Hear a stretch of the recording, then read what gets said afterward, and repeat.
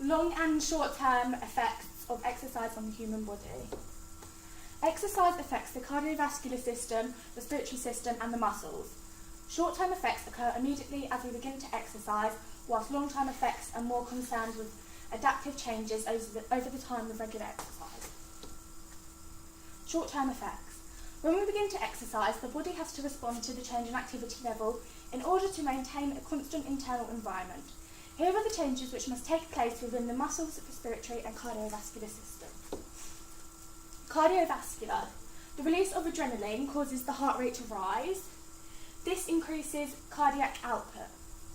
The increase in lactic acid, carbon dioxide and temperature all act as a stimuli to the cardiac control centre, which responds by further increase in the heart rate. Oxygen levels within the blood decrease, which causes increased diffusion at the lungs. Blood pressure increases, thus increasing flow rate and the speed of delivery of oxygen and nutrients to the working muscles. Respiratory system in the short-term effects. Changes in the concentration of CO2 and O2 in the blood are detected by the respiratory centre, which increases the rate of breathing. The intercostal muscles, diaphragm and other muscles which aid the expansion of the thoracic cavity work harder to further increase the expansion during inhalation to draw more air. The muscles. The higher rate of the muscle concentration depletes energy stores and so stimulates a higher rate of energy metabolism. The body's energy stores are slowly depleted. Myoglobin releases the stored oxygen to the use in the aerobic respiration. O2 can now be diffused into the muscles from the capillaries more quickly due to the decreased O2 concentration in the muscles. Short-term effects, blood flow. When we exercise, our blood flow becomes faster.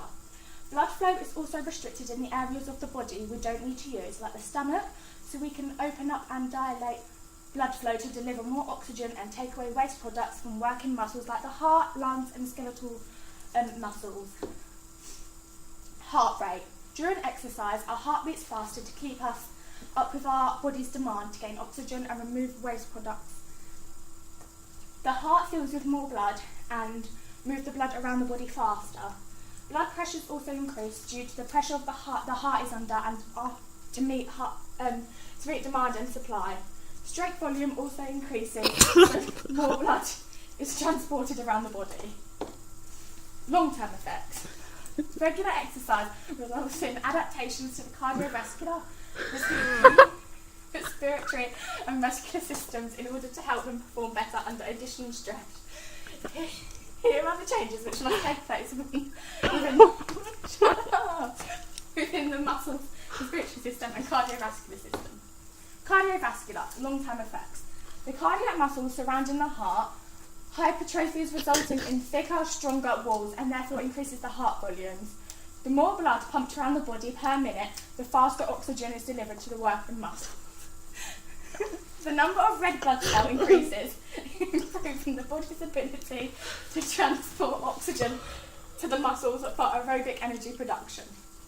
The density of the capillary beds in the muscles and surrounding the heart and lungs increase as much more branches develop. This allows more efficient gases exchange of oxygen and carbon dioxide. The resting heart rate decreases in trained individuals due to the more efficient circulatory system, which is also known as the cardiovascular. The communication of lactic acid is much more lower during high levels of activity due to the cardiovascular system providing more oxygen and removing waste products faster. Long-term affects the respiratory system. The respiratory muscles, example, the diaphragm and intercostals, increase in strength. This results in larger respiratory volumes, which allows more oxygen to be diffused into the blood flow, which is also known as the VO2 max. An increase in the number and diameter of capillaries surrounding the alveoli leads to an increase in the efficiency of gases exchange. Long-term effects in the muscle. Increased numbers of mitochondria means an increased rate of the energy production. The muscles, bones and ligaments become stronger to cope with additional stresses and impact put through them. The amount of myoglobin within skeletal muscles increases, which allows more oxygen to be stored within the muscles and transported to the mitochondria. Muscles are capable of storing a large amount of glucogen for energy. Enzymes involved in energy production become more concentrated and efficient to aid the speed of metabolism. The long-term effects on the muscle tone is due to micro tears in the muscle fibre, our muscles slowly become bigger and more defined with exercise. Lowered heart rate. Exercise increases the strength and size of our heart, meaning it doesn't have to work so hard to pump blood. It beats less to move the same volume of blood around. Blood pressure and reduced risk of hypertension.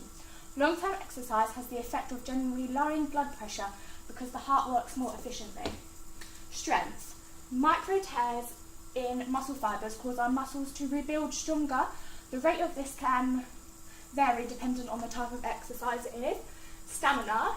Muscles are able to work longer without fatigue. So it means you're able to do more things for longer without feeling tired. And this is good because it helps you gain your stamina, which means you can do exercise more often and not get tired. And weight. Long-term exercise plans can have different effects on weight. Exercises that are targeted for weight gain will cause an increase in weight. Other exercise can be used to reduce and maintain body weight. Thank you.